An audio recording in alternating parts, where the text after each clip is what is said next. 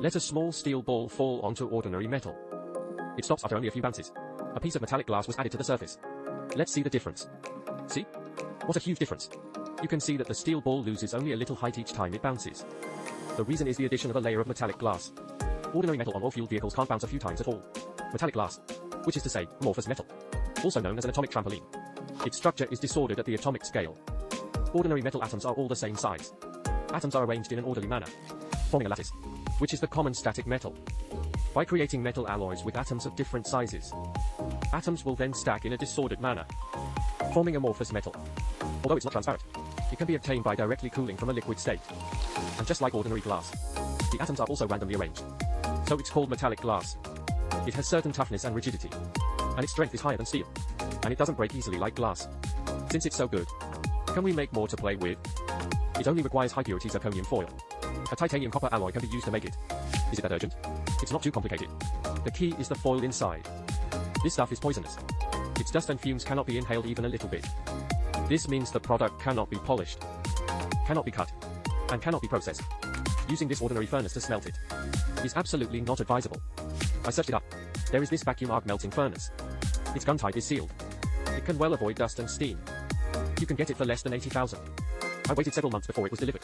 It looks quite high-end. This is a power supply similar to a welding machine. This is the water chiller. This is the vacuum pump.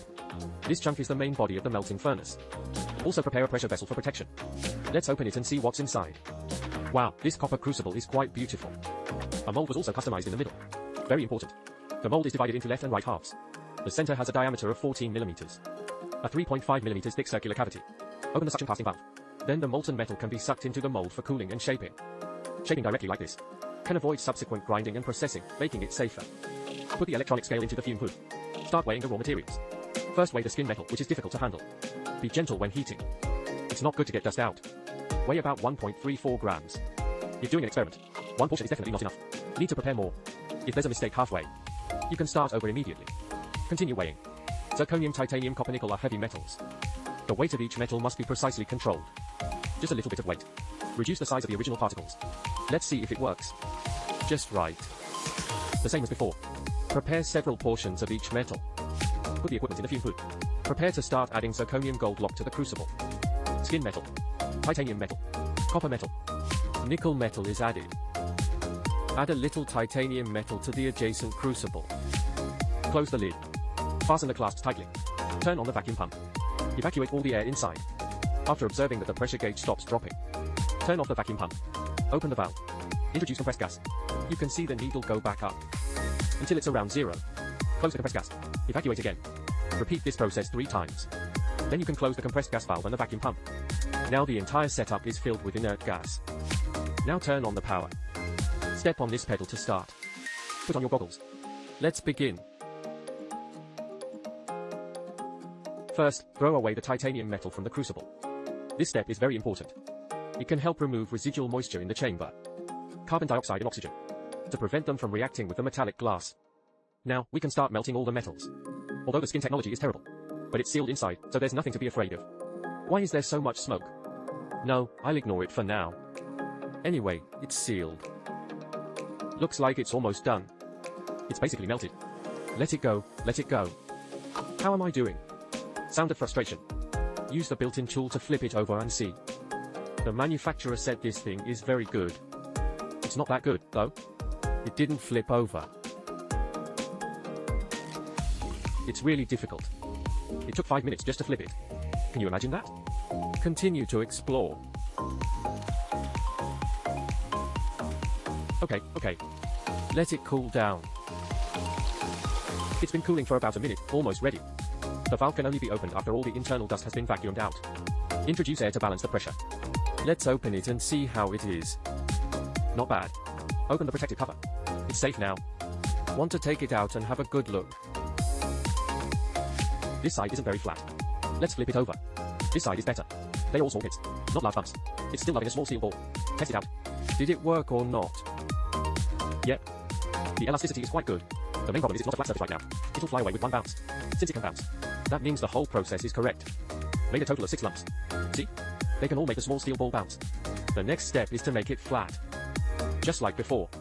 Add some titanium metal on the side. Put the melted metallic glass into the middle mold. Chongqing forming.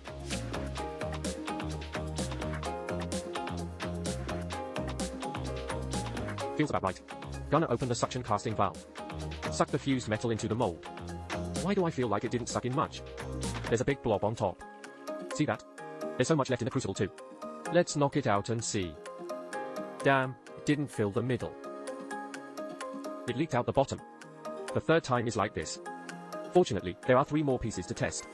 This is the 5th one. The results are too difficult. Sigh, only the last piece is left. No. It should be that the amount is too small. I've increased the overall weight again. Even if it leaks, it can also fill the mold. The operation is the same as before. The large quantity semi-finished product is planted again. A total of 4 pieces are placed into the central mold. Repeat the operation. Okay, it's working. Open the suction valve. I have experience now. While sucking, the 3 red needles continue to heat it. Maintain the best state. No movement. The clamp mold should be full. Next is the moment to witness the miracle. Filled. Okay. Look at how beautiful this effect is. There are some ripples on the surface. No big deal. Let's ignore it for now. 1, 2, 3, 4. The same operation, all filled up. Put it in place. Let's test it with small steel balls again. Hey, what's up? It doesn't bounce. The sound doesn't sound right. Hasn't started, all in one piece. It's possible that the surface ripples have affected the steel ball's ejection angle. Let's grind it a little. The surface is wet. It can trap dust. Shouldn't be a problem. Apply glue to the surface of the steel column again. The effect should be better. Slowly place the metallic glass on it. Press it down. Compact it.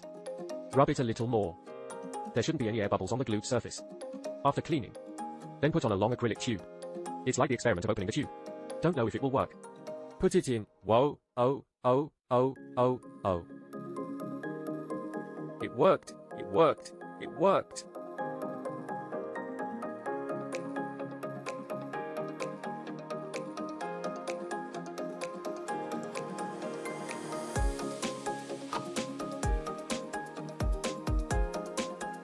These remaining pieces of liquid glass also need to be tested together. This metallic glass. The first piece was made in 1960. Even though its invention and research is less than a century old.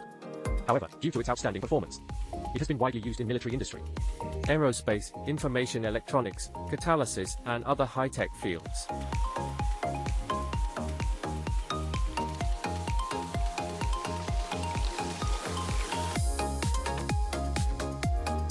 The metal glass with the roughest surface. The small steel ball stops first. The smoother the surface, the less interference there is with the bouncing angle of the steel ball. And of course, it can last until the end.